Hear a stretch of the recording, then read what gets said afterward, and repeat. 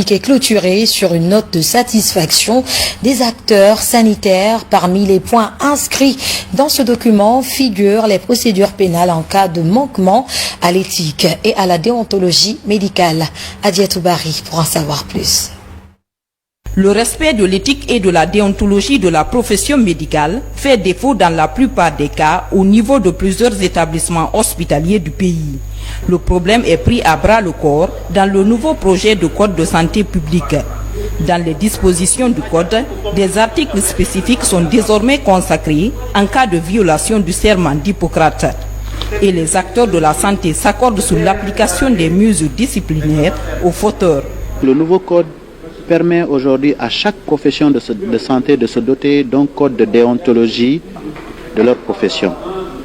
Donc c'est pour vous dire que là, on est en train de réglementer un secteur dans toutes ses composantes et le nouveau code traite de toutes ces questions. Avec une méthodologie de travail participative, les réflexions ont abouti à une validation technique du nouveau code de santé publique.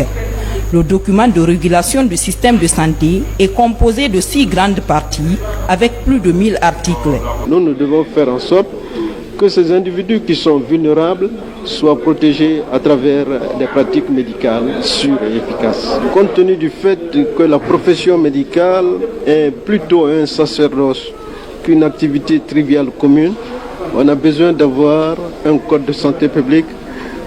Ça a été vraiment, à mon sens, un excellent cadre pour discuter en profondeur de façon interactive, mais aussi de façon transversale sur toutes les problématiques qui se posent à la santé.